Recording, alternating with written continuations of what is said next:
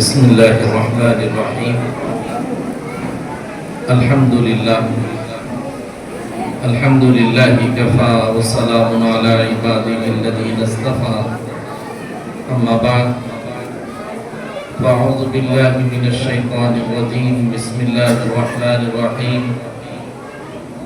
لو أنزلنا هذا القرآن على جبل لرأيته خاشعا متصدعا من خشية الله. اسٹیج پر تشریف فرما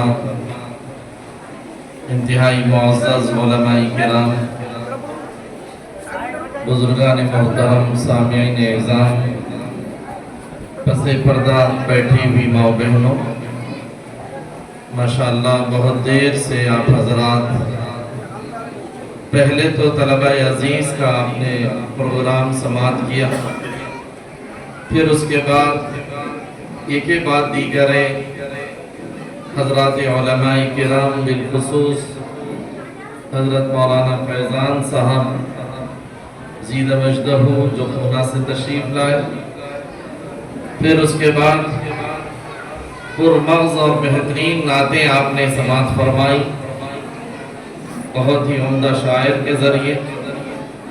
اسی طرح حضرت مولانا شاہد صاحب دامت برکاتہم جو ایک ذی علم شخصیت ہے، حیدرآباد کی المہد العالی کے ذمہ دار اساتذہ میں ہیں، ان کا پرمغز خطاب آپ نے سنا.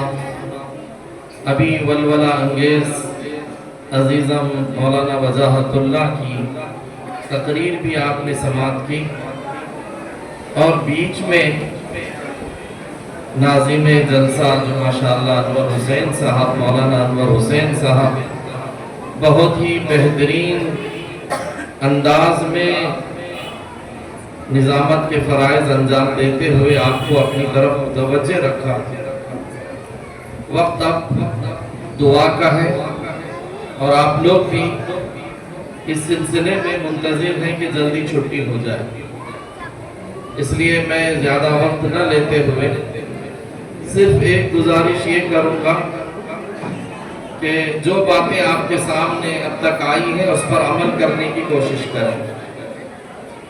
جس طرح بھی آئی باتیں اس کو اپنے دل کے اندر مضبوط کر جائیں اور ان مدارس اسلامیہ کی قدر اپنے دل کے اندر بٹھانے کی کوشش کریں. ہماری بہنیں یہاں پر بیٹھی ہوئی ہیں ماشاءاللہ بہت دیر سے اچھی تعداد میں. ان کی خدمت میں ایک بات میں عرض کرنا چاہتا ہوں. بہنوں، آپ کی گودوں سے ہی بچے پرورش پاتے ہیں. آپ کی گود یہ پہلا مدرسہ ہوتا ہے. بچوں کو تو بعد میں اپنے مدرسوں میں شریک کیا جاتا ہے، لیکن آپ کی گود وہ ایسا پہلا مدرسہ ہے. اسی میں ایمان بھی مضبوط ہو سکتا ہے، بچوں کے اخلاق بھی سنور سکتے ہیں، بچوں کے اندر انقلاب بھی پیدا ہو سکتا ہے، بچے حافظ قرآن بھی بن سکتے ہیں، عالم دین بھی ہو سکتے ہیں. اگر ماں کی تڑپ ہوگی، طلب ہوگی، فکر ہوگی، شوق ہوگا تو اپنے بچوں کو حافظ قرآن بنانے کا. اس لیے بہت سی مائیں ایسی گزری ہیں کہ جب وہ دودھ پلایا کرتی تھی تو باوضو دودھ پلایا کرتی تھی. جب وہ اپنے بچوں کو دودھ پلایا کرتی تھی تو نبی پاک صلی اللہ علیہ وسلم کی نعتیں گنگنایا کرتی تھی. کبھی وہ دودھ پلانے اپنے بچوں کو بیٹھا کرتی تو قرآن پاک کی تلاوت سے ان کے قلوب کو منور کرتی. اور آج ہماری بہنوں کا حال یہ ہے کہ نہ قرآن کے نغمے ہیں، نہ ذکر اللہ کا کوئی ذکر ہے، بلکہ ان کی زبان پر کوئی گانوں کا لوریاں ہیں جو ہمارے بچوں کے ذہن و دماغ کو ابتدا ہی سے خراب کرتے ہیں. بہنوں، آپ سنو، جتنے دنیا کے اندر اللہ کے نیک بندے بنے ہیں وہ سب ماؤں کی تربیت کے نتیجے میں ہوئے. اگر مائیں یہ طے کر لیں، یہ ٹھان لیں کہ میں اپنے بچے کو نیک بناؤں گی، ظاہر ہے کہ وہ بچہ نیک بنے گا۔ آج ہماری بچیوں کا اور بیٹیوں کا اور ماؤں کا جو مزاج بنتے جا رہا ہے، جب سے فون آ گئے ہیں اس وقت سے تو ہمارے گھروں کا نظام بھی بدل گیا ہے، ہمارے گھروں کا نظام اجڑ چکا۔ یہ اللہ کا کلام اتنا پاکیزہ کلام اور اتنا اونچا کلام ہے کہ اس سے انقلاب پیدا ہوتا ہے، اور اللہ رب العزت مغفرت کے فیصلے بھی فرماتے ہیں۔ محمود غزنوی اس ہندوستان کا ایک بہت پہلا بادشاہ گزرا ہے، بڑے پہلے بادشاہوں میں۔ اس کو شوق تھا بہت زیادہ شکار کا۔ شکار کرنے کے لیے وہ گیا، رات ہو گئی، جنگل ہو گئی، تو اس جنگل کے اندر رات میں کسی مقام پر آرام کرنا چاہا تو ایک جھوپڑی محسوس ہوئی، اس کے اندر رات میں قیام کیا۔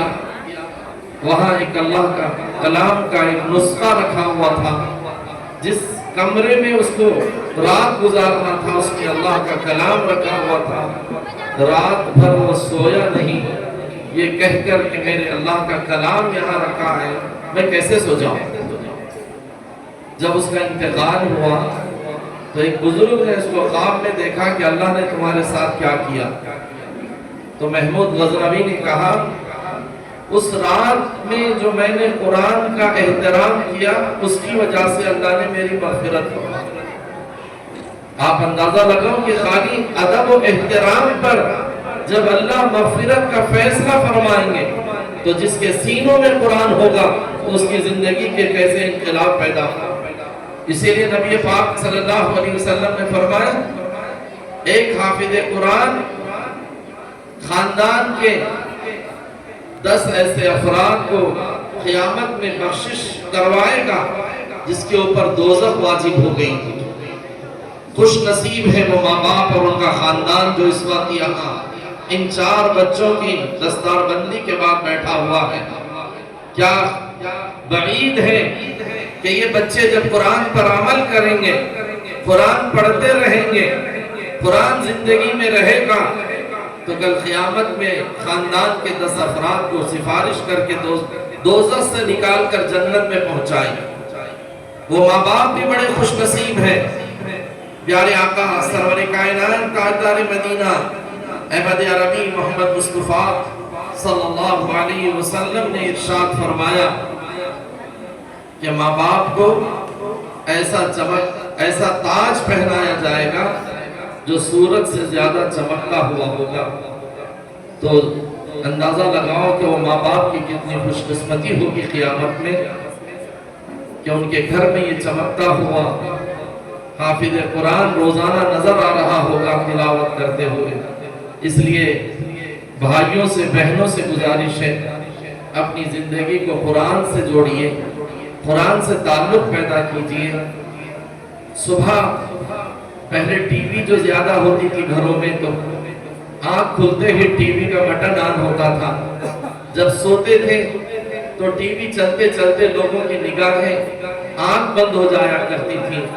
جب سے فون آیا ہے رات و دن انسان اسی میں تباہ و برباد ہو رہا، اللہ کا نام نہیں لیتا، قرآن نہیں پڑھتا، ذکر نہیں کرتا، تو پھر حالات نہیں آئے تو کیا ہے۔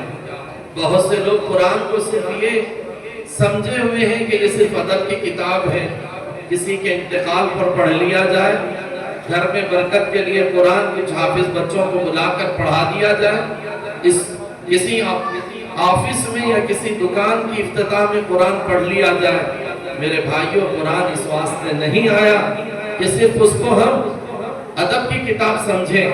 قرآن اس لیے آیا ہے، اس کو پڑھنا ہے، عمل کرنا ہے، زندگی میں لانا ہے، کائنات میں اس کو پھیلانا ہے۔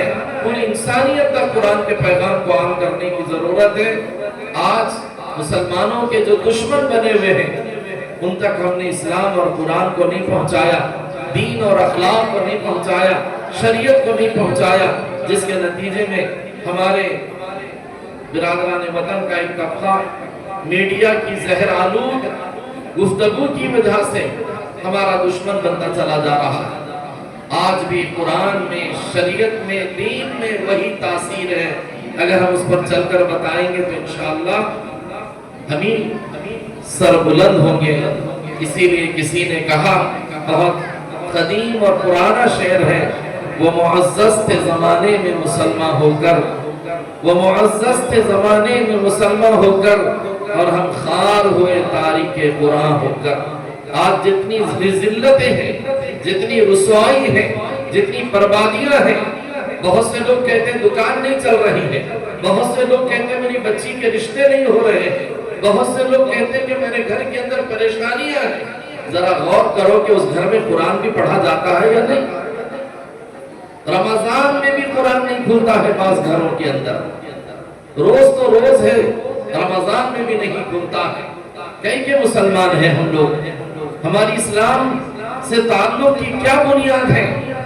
آج ابھی جو مولانا کہہ رہے تھے، مولانا شاہی صاحب، غیر مسلم لڑکوں کے ساتھ مسلمان بچیوں کا چلا جانا، آپ اپنے گھروں میں نوجوان بچوں کو ذرا ہاتھ پکڑ کر پوچھو، نماز پڑھنے کا صحیح طریقہ بھی نہیں پتا۔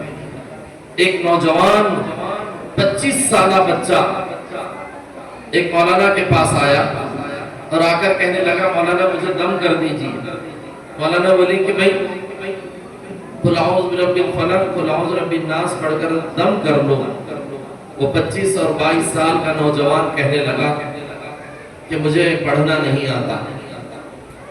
مولانا پوچھنے لگے، بیٹا نماز پڑھنی آتی ہے؟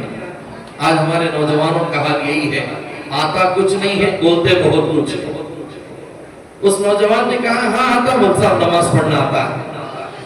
تو کہا کہ سورہ فاتحہ پڑھ لو، اپنے اوپر پھونک لو، آپ کا اثر ہوگا۔ تو اس نوجوان نے کہا کہ مجھے سورہ فاتحہ بھی پڑھنا نہیں آتا۔ تو کہا بیٹا نماز پڑھنا آتا کہنا؟ تو کہنے لگا بسم اللہ الرحمن الرحیم، بسم اللہ الرحمن الرحیم کہہ کر نماز پڑھتا ہوں۔ خدا کی قسم ایسے ہزاروں نوجوان محلوں کے اندر ہیں، اور ہزاروں لڑکیاں ایسی گھروں میں پڑھتے ہیں جس کو ایمان مفصل تک کا علم نہیں۔ میں شہر حیدرآباد کی بات کہہ رہا ہوں، ایک لڑکی کا رشتہ ایک جگہ طے ہو رہا ہے، لڑکی پسند آ گئی لڑکے والوں کو۔ بچی کہنے لگی میں وہ گھر دیکھنا چاہتی ہوں جس گھر میں مجھے بیاہ کر لے جایا جانے والا ہے۔ تو لڑکے والوں نے کہا ویلکم، آؤ دیکھو بیٹا۔ وہ بی ایڈ کی ہوئی تھی، ایم اے اس کے بعد بی ایڈ کی ہوئی ہے، اعلیٰ ڈگری ہے اس بچی کے پاس۔ شہر حیدرآباد کا واقعہ۔ بچی گھر گئی، لڑکے والوں کے گھر جانے کے بعد بچی گھر دیکھ کر کہنے لگی بہت اچھا گھر ہے، میرے لیے مناسب گھر ہے، موافق گھر ہے، میں ایڈجسٹ ہو جاؤں گی یہاں پر۔ لڑکے کے بڑی عورتیں بھی بڑے ہوشیار تھے، چالاک تھے، بڑے سنجیدہ بچ۔ انہوں نے کہا بیٹا آپ کو تو ہمارا گھر پسند آ گیا، ہم آپ سے کچھ سوالات کرنا چاہتے ہیں۔ بیٹی ذرا کلمہ شہادت سنا۔ وہ بی ایڈ کی ہوئی کالج کی لڑکی ہے، کلمہ شہادت صحیح نہیں پڑھ سکتی۔ پھر اس گھر کی بڑی خواتین نے کہا بیٹا ایمان مفصل سناؤ۔ تو اس لڑکی کہنے لگی ایمان مفصل کیا ہوتا ہے مجھے معلوم نہیں۔ جب شہروں کا حال یہ ہے، دیہاتوں کا کیا حال ہوگا؟ یہ ہمارے بچے جو معصوم یہاں بیٹھے ہوئے ہیں، الحمدللہ ان کو یہی بنیادی چیزیں سکھائی جاتی ہیں، قرآن سکھایا جاتا ہے، دینیات سکھائی جاتی ہے، معلومات بتائی جاتی ہے، دین اور ایمان سکھایا جاتا ہے۔ میرے بھائیوں مدارس کی قدر کیجئے، اور جتنا تعاون ہو سکتا ہے ان پر اپنا تعاون خرچ کیجئے۔ ہمارے حافظ قاری ابو قیس صاحب زیدہ مجدہ ماشاءاللہ بھولے بھالے انسان محسوس ہوتے ہیں۔ پہلی ملاقات جب انہوں نے ٹائم لینے کے لیے آئے تھے تبھی اندازہ ہوا کہ کچھ کام کرنے والا بندہ ہے۔ اس کے بعد ہمارے مدرسے سے ہم نے ان کے مدرسے کو امتحان لینے کے لیے بھیجا تھا، تو میں جو امتحان لیے وہ مولانا نے بڑی بہتر نتیجے کی اطلاع مجھے دی اور کہا ماشاءاللہ اچھی تعلیم ہوتی ہے مولانا. بڑی خوشی ہوئی بچوں کا امتحان لے کر. اصل مدرسوں میں تو تعلیم ہے تو بڑی خوشی ہے. فیض القرآن جو مدرسہ ماشاءاللہ ہے اس ایریے کے اندر جس طرح کی بھی محنت ہو رہی ہے اس کو قدر کی نگاہوں سے دیکھو, جس کا نتیجہ ہے ماشاءاللہ کے 4 بچے حافظ قرآن ہو کر آپ کے سامنے بیٹھے ہیں. میں مبارکباد دیتا ہوں تمام سرپرستوں کو ان کے, اور ان سے یہ کہتا ہوں کہ ان کی حفاظت کیجیے, ان کو فونوں سے روکیے. ان کو پڑھنے کے لیے حافظ قرآن آپ بنائے ہیں تو روزانہ صبح ایک پارہ کم از کم اپنے گھروں میں پڑھنے کی تاکید کیجیے. مدرسوں میں تو پڑھتے ہیں, گھروں میں جانے کے بعد نہیں پڑھتے ہیں, اس لیے ان پر نظر رکھیے. چونکہ قرآن ایک ایسی کتاب ہے کہ اس سے تعلق رہا تو رہا, نکل گیا تو نکل بھی جاتا لاپرواہی کے نتیجے میں. اس لیے مدرسے والوں کی ذمہ داری حافظ بنانا ہے, ماں باپ کی سرپرستوں کی ذمہ داری اس کی حفاظت کروانا ہے, ان کے اخلاق کی, ان کی تہذیب کی, ان کے ایمان کی, اور ان کو آئندہ عالم بنانے کی بھی فکر کیجیے. حافظ قرآن بن گئے ہیں, عالم دین کی طرف بھی توجہ. ان بچوں سے بھی ایک نصیحت میں کرتے ہوئے بات کو ختم کرتا ہوں. بیٹا آپ کو اللہ نے اب حافظ بنایا ہے, آپ کو اپنا نام رکھا دیا ہے. اللہ کا ایک نام حافظ ہے, اللہ کی ایک نام حافظ ہے, اور وہ اللہ کا کلام آپ کے سینوں میں آیا ہے. آپ دوسرے بچوں کی طرح آپ نہیں ہیں, بلکہ آپ کے سینے قرآن کریم سے معمور ہو چکے ہیں. اب آپ اپنی نگاہوں کی حفاظت کرو, اپنے دل کی حفاظت کرو, اپنے آپ کو حافظ قرآن جہاں سمجھ رہے ہو تو آپ ان بچوں کی طرح لایانی گفتگو میں, واہیات میں, بیجا فضول چیزوں میں وقت مت گزارو, بلکہ قرآن پاک کی تلاوت کو اپنا مشغلہ بناؤ اور عمل کرو اپنی زندگی کو, تاکہ آپ دنیا میں بھی ممتاز رہیں اور آخرت میں بھی ممتاز رہیں. اللہ تعالیٰ اس ادارے کو بے انتہا قبول فرمائے, اور ناظم مدرسہ اساتذہ کرام کی اللہ محنتوں کو خوب سرفراز فرمائے, اور جو علماء آ کر آپ کو یہاں پر کچھ نصیحتیں کی ہیں اللہ ان سب کی نصیحتوں پر عمل کرنے کی توفیق نصیب فرمائے. وآخر دعوانا الحمدللہ رب العالمین. اللهم صل على محمد وعلى آل محمد وبارك وسلم. ربنا آتنا في الدنيا حسنة وفي الآخرة حسنة وقنا عذاب النار. ربنا ظلمنا أنفسنا وإن لم تغفر لنا وترحمنا لنكونن من الخاسرين. یا الہ العالمین کریم آقا, بہت گناہگار خطا کار سیاہ کار ہیں, اے اللہ گناہوں کو, خطاؤں کو, لغزشوں کو اپنے فضل سے معاف فرما. اے اللہ صغیرہ کبیرہ دانستہ نادانستہ رات و دن کے چھوٹے بڑے ہم سب کے گناہوں کو معاف فرما دیجیے. پروردگار عالم, دنیا کے اندر جہاں کہیں مسلمان رہتے بستے ہیں, جان و مال, عزت آبرو, عصمتوں کی حفاظت فرمائیے, اسلام پر زندہ رکھیے, ایمان پر خاتمہ فرمائیے. اللہ سارے عالم کے مسلمانوں کی حفاظت فرمائیے, بالخصوص غزہ کے مسلمانوں کی حفاظت فرمائیے. اللہ سال ہو چکا ہے, پورا مکمل سال ہو چکا ہے, اللہ ان کے گھر کھنڈرات میں تبدیل ہو چکے ہیں. پروردگار عالم ظالم ظلم کرتے ہوئے نہیں تھک رہے ہیں. اے اللہ آپ ظالموں کو کیفر کردار تک پہنچا دیجیے, انہیں نیست و نابود فرما دیجیے.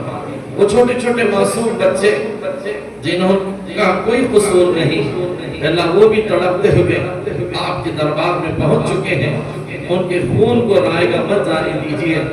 بیت المقدس کی حفاظت فرما دیجیے. اللہ بیت المقدس کی حفاظت فرمائیے. اللہ ان مجاہدین کی حفاظت فرمائیے. اللہ جو جہد مسلسل سے اللہ دشمن سے برسر پیکار ہے, اللہ ہم سب کی مدد کا معاملہ فرمائیے. اللہ اس ہندوستان کے اندر, ہمارے اس بھارت کے اندر اللہ ہر جگہ امن و امان قائم فرمائیے. اللہ ہر جگہ امن و امان قائم فرمائیے. اللہ حکومت کے جو گندے عزائم ہیں اللہ وقفے سے اللہ جو مسلمانوں کے دلوں کو مجروح کر رہے ہیں اللہ ان کو بھی ہدایت عطا فرمائیے. اللہ ان کو بھی ہدایت عطا فرمائیے. اللہ اگر ہدایت نہیں ہو سکتی ہے ان کی تو اللہ انہیں چن چن کر اللہ ہدایت فرما دیجیے. اللہ اس ملک کو جہاں پر علماء نے اپنے خون سے سینچا ہے، پروردگار ان خون کی لاز رکھتے ہوئے اس میں امن سلامتی اللہ چین سکون نصیب فرمائیے۔ پروردگار عالم جہاں کہیں مدارس دینیہ رہتے ہیں اللہ قائم ہے، مکاتب قائم ہے اللہ، مساجد ہے، سب کی حفاظت فرمائیے، خانقاہوں کی حفاظت فرمائیے، مدارس کی حفاظت فرمائیے اللہ، بڑی جامعات کی حفاظت فرمائیے اللہ، اس فیض قرآن کی بھی حفاظت فرمائیے اللہ، اس مدرسے کے دن دنیا رات اپنی ترقیات سے مالا مال فرمائیے اللہ، اس کے ناظم کو اللہ خوب جزا خیر عطا فرمائیے اللہ، اخلاص کے ساتھ للہیت کے ساتھ ہم سب کو دین کی محنتوں کے اندر لگے رہنے کی توفیق نصیب فرمائیے اللہ، جو کام ہو رہا ہے اللہ اسے قبول فرمائیے اللہ، جو کسی وجہ سے کوتاہیاں ہو رہی ہیں اللہ اسے درگزر فرما دیجئے، معاف فرما دیجئے، پروردگار معاف فرما دیجئے اللہ، ان حفاظ کرام کو جید حافظ قرآن بنا دیجئے اے اللہ، جو آپ کے حبیب نے بشارت حافظ قرآن کے حق میں فرمائی ہے ان بچوں کو اللہ وہ بشارتوں سے سرفراز فرمائیے اللہ، قیامت میں آخری منزل جو جنت میں ہوگی اللہ، ان بچوں کو اللہ اس آخری منزل پر پہنچا دیجئے پروردگار عالم، رحم کا کرم کا عافیت کا معاملہ فرمائیے، ہماری بہنوں کو ہماری بیٹیوں کو اپنی حیا کی چادر اوڑھنے والا بنائیے، بے حیائی سے حفاظت فرمائیے، بے پردگی سے حفاظت فرمائیے، دین و شریعت پر عمل کرنے والا بنائیے اللہ، اپنی گودوں میں اللہ پلنے والے بچوں کی صحیح تربیت کرنے کا مزاج پیدا فرمائیے پروردگار عالم، اس پورے علاقے کو رحمت خاصہ سے ڈھانپ لیجیے اے اللہ، جو مانگا وہ بھی نصیب فرمائیے اللہ، جو مانگنے سے رہ گیا شاید شان نصیب فرمائیے اے اللہ، شاید شان نصیب فرمائیے اے اللہ، ہماری دعاؤں کو محض اپنے فضل و کرم سے قبول فرمائیے صلی اللہ تعالی علی خیر خلق محمد وعلی آلہ واصحابہ واہل بیتہ اجمعین برحمتک یا ارحم الراحمین والحمد للہ رب العالمین۔